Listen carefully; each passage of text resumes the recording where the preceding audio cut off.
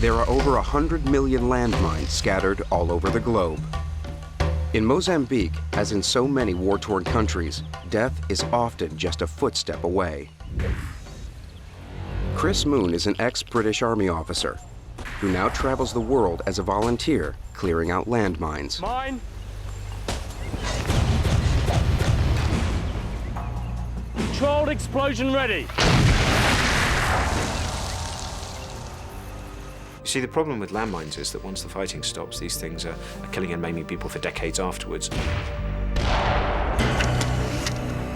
While working in an area that's supposed to be safe,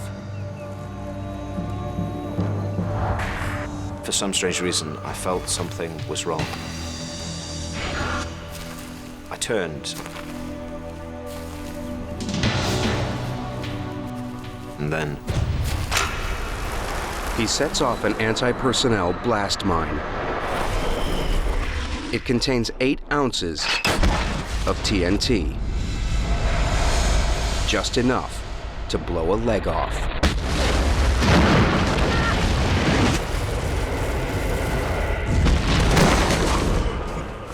Pain, ringing in my ears, burnt, about to die.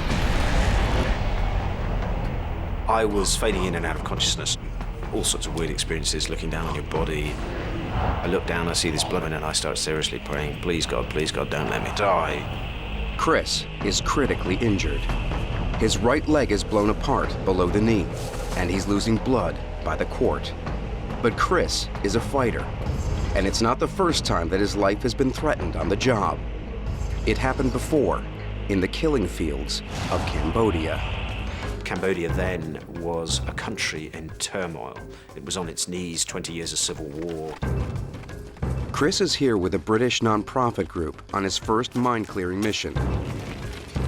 He's been in Cambodia 6 weeks, and every day he learns more about the country's terrible history of genocide, torture, and death.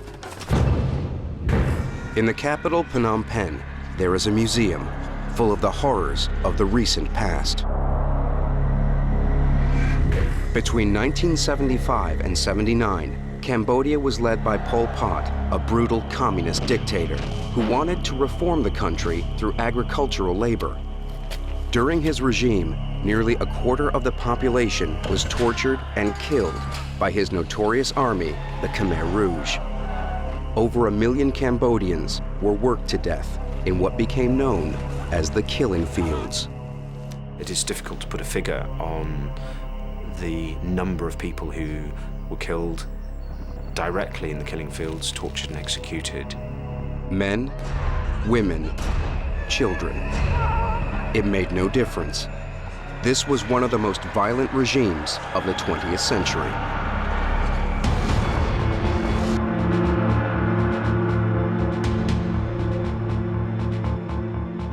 Chris and his team are heading 100 miles away from the capital, Phnom Penh, to a remote minefield. Traveling with Chris is his interpreter and right-hand man, Mr. Hoon. Chris, he a good person to come to help Cambodia. Chris's driver, Mr. Sock, is following behind in a truck. We were taking some women and children from the village down to Kravan, the small town. They were selling their rubber. And in my Land Rover, I had about 6 of my blokes.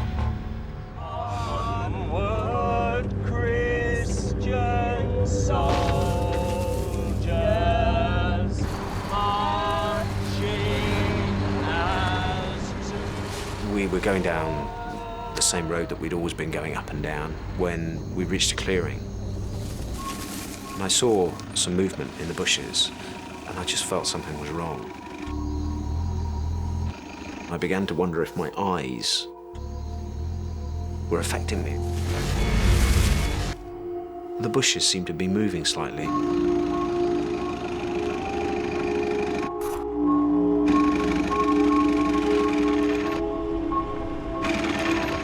Suddenly, out of the tree line, charged 30 well-camouflaged soldiers. These are Khmer Rouge fighters who are still active in this area of the country. Your mind absolutely races, thinking, God, are they just going to shoot us here?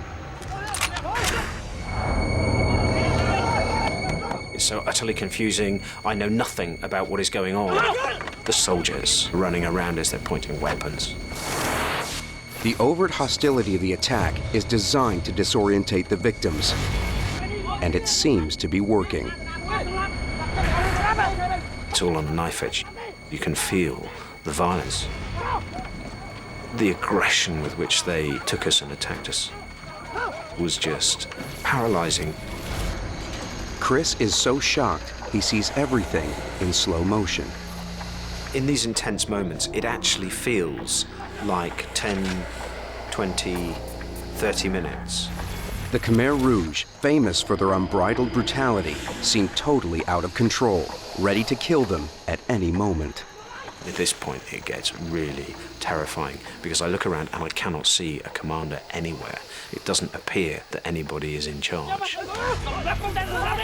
Under stress, the mind instinctively isolates the most immediate source of threat, in this case, the gun.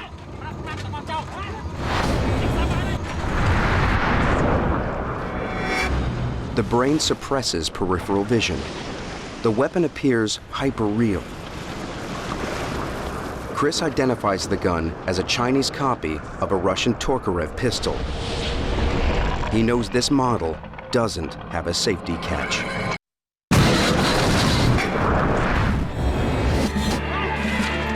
He also knows if he doesn't take control of the situation quickly, they're all going to die. No! Chris's military training kicks into action. Rule number 1, know your enemy. I'm watching the Khmer Rouge soldiers. I'm trying to notice everything about them. They seem to have reasonable equipment. The weapons are well oiled. That I find scary. You realize that these guys mean business. So I thought, right, I need to come up with a strategy here.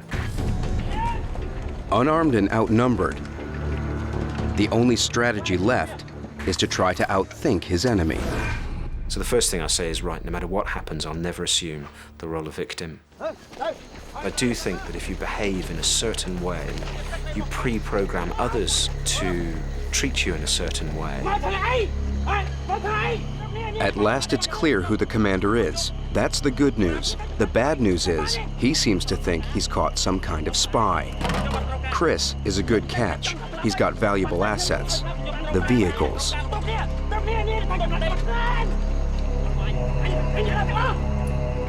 Quickly, Chris tries to gain the upper hand. So I introduce myself to this commander as politely as I can. I try to shake hands with him. It's a brazen move. One false step, and they'll kill him. He said, why you come here? To help the Cambodian people. We are demining the area. We are a neutral organization working... I thought about every gesture, every move, every blink of an eye. He said that if you try to say more words, you're going to kill us.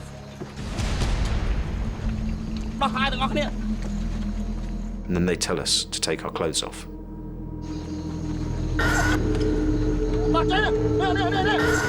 Whilst this is happening, on each end of the line, there is a Khmer Rouge soldier with a machine gun. And I begin to think, oh God, are they going to crossfire us? What's going on? God, are they just going to shoot us here? The soldiers keep looking at us.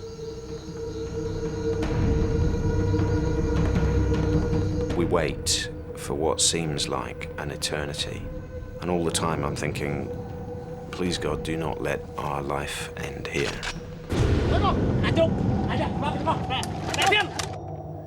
Then they come forward and they steal my kit.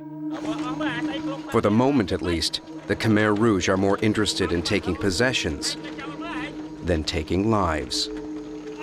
They steal everything out of my rucksack, he steals my sunglasses, he steals my money. And then I see them stealing the watch from the man on the end. Quickly put my hands behind my back.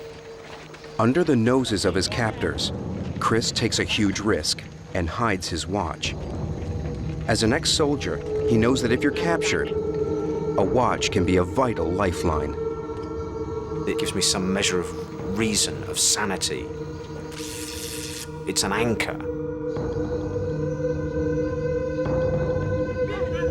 It turns out the soldiers have no use for the women and children. It's Chris and the vehicles they want.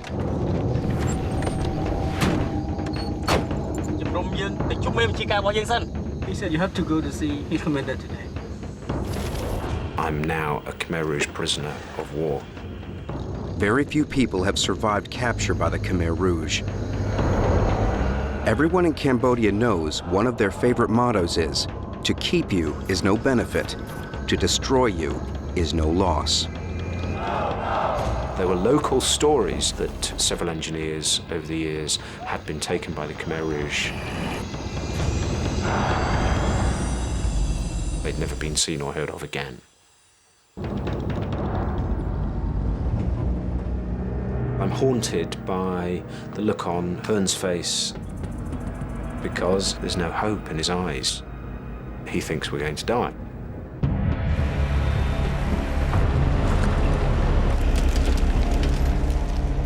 "4 hours into the ordeal, they come to a river. It marks the boundary between the territory held by the government and that of the Khmer Rouge rebels. You must cross the river because the base is over there. Until they cross, the fighters fear government troops could attack them at any moment. That's why they're so nervous. The river is pretty deep. Chris is worried that he won't get the vehicles across. He tries a stalling tactic. Ask the commander to send one of his men through the river first.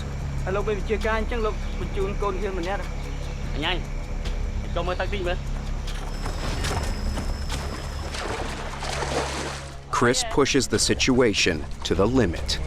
It is too deep for the Land Rover. It won't go across.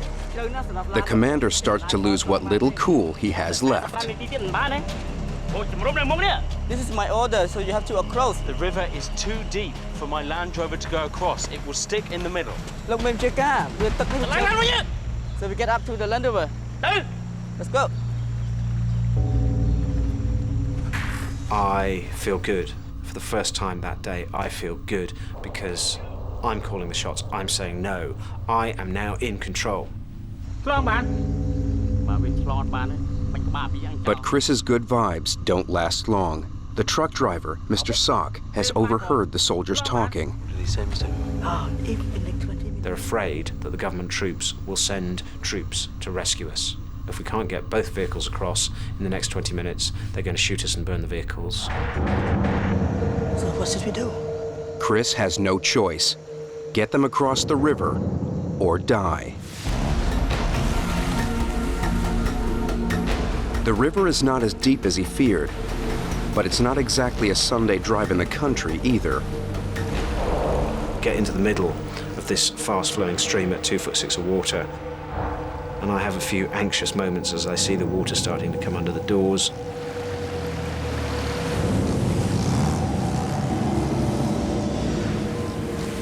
The relief of crossing the river is short-lived. They are now in Khmer Rouge territory, heading deeper into the forest and further away from any hope of rescue. Chris knows the chances of escape on foot are 0. Even if they manage to make a run for it, the forest is riddled with Khmer Rouge landmines.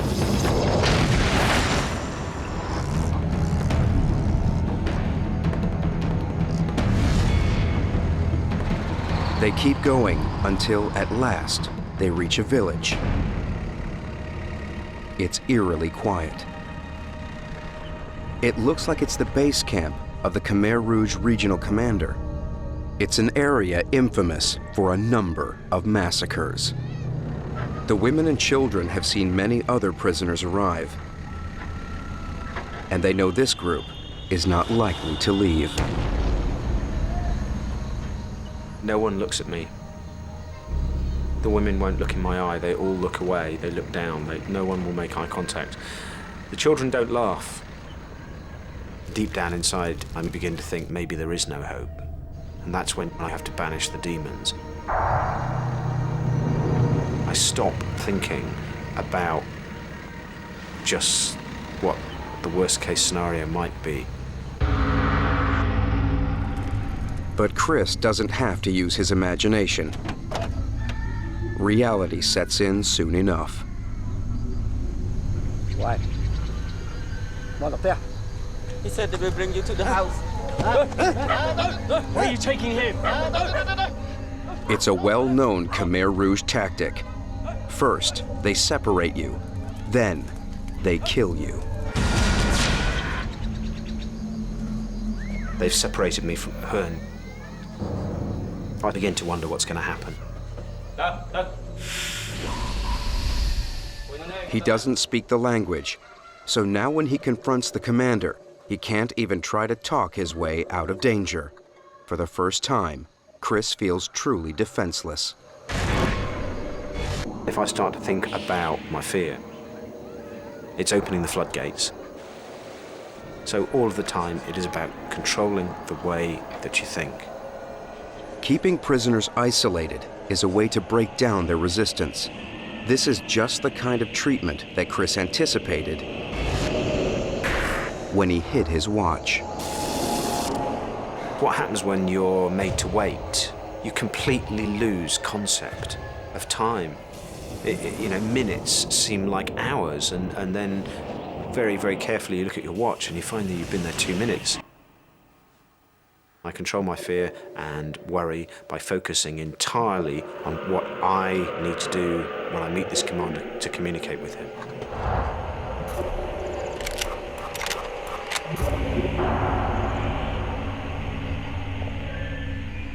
Chris finally comes face to face with the regional commander, the man who may be about to order his and the others' execution.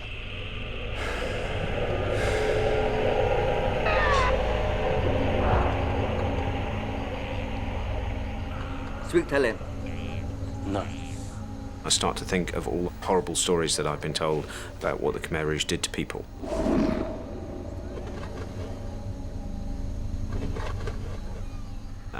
In a strange sort of way, maybe I'm torturing myself. They don't need to.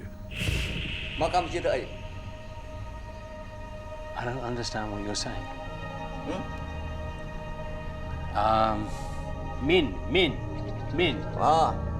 Yes. All the time, I'm trying to explain who I am and why I'm there, and that we're neutral and that we've had permission to work. He's got a sparkle in his eye. There's an element of some humanity there, which I find immensely cheering. Your name, Nam. Clever. Clever. Yeah. Then, the soldiers bring in Mr. Hoon. Look, Chris Moon, got you moon off.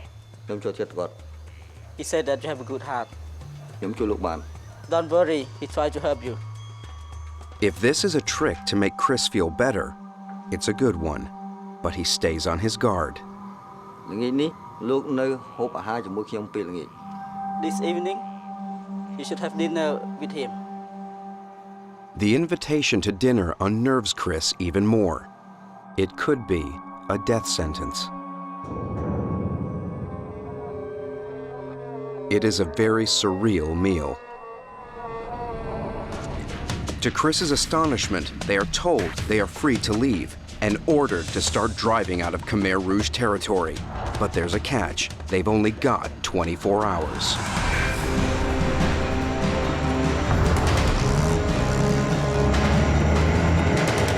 We start driving and we're free. We're going back.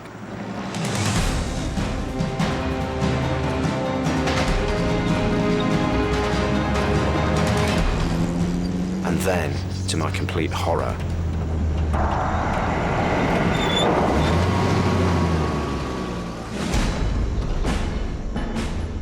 it's their old enemy, the commander who first captured them. He's not exactly overjoyed to see they're still alive, and he knows nothing about their 24-hour pass. Tell the commander. His commander has given us safe passage through this area. Look, maybe your guy, look. Give him the car key. If I give him the car keys, how are we going to get home? You should get in the truck.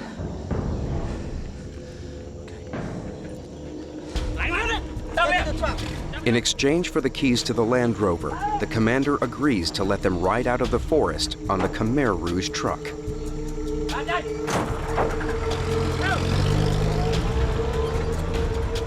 Soon, it starts to get dark. Chris and his companions are fearful of spending another night in Khmer Rouge territory, especially with soldiers who don't seem likely to honor their freedom pass. We've done everything. We've come so far. We've got through so many difficult situations. We're walking for our lives. We have to be out of there by daybreak. They slog through forest, rivers, even minefields. I make everyone put their hands on their shoulders. In the darkness, in this place where there are no rules, where I'm just so angry with them for what they've done. I have to confront the fact that what I hated in Khmer Rouge might also be in me too. A very wicked thought. Maybe I should kill the boy soldier. I've even got my hand on his neck. I can snap his neck like a pigeon. And then I've got the weapon to get the other one when we emerge out into the night. In the end, of course, reason wins through.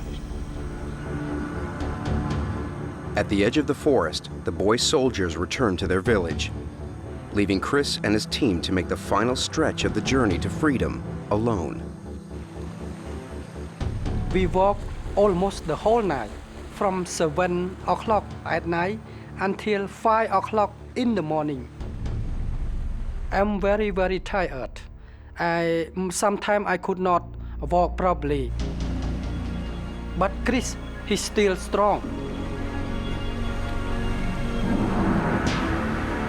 After 10 hours of trekking through treacherous forest without food and with very little water, they make it to the village where they started out. The villagers, who they last saw at the ambush, can't believe that they are still alive.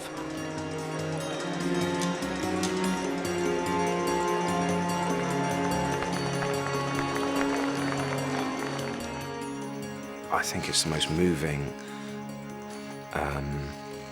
moment of my life. This is a place where the children are laughing and the children are playing. They're just so pleased that a bad thing hasn't happened.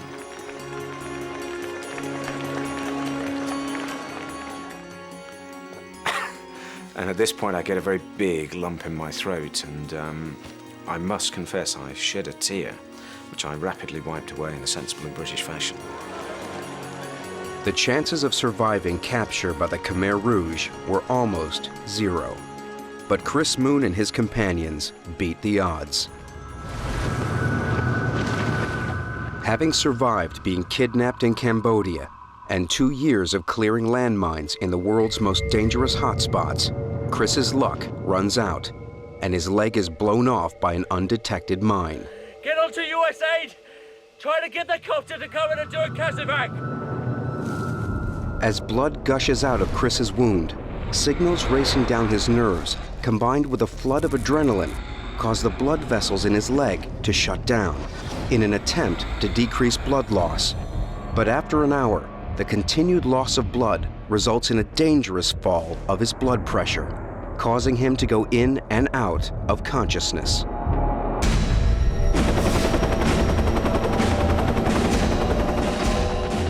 I can remember thinking, I am going to be very, very lucky to live.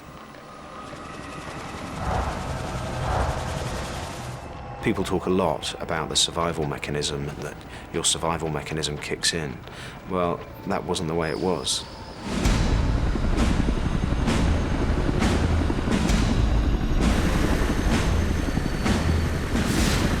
When the pain starts to hit you, I think it reaches a stage where it is so bad that you actually want to die. You would rather give up and pretend it wasn't happening and just turn over and just fade out. Dying is definitely, in those circumstances, the attractive option. It's easier to die. I thought of all the reasons I had to live. To see my family again, to see my friends, to see my niece grow up. Once I'd made that decision to live, I knew then that I would survive.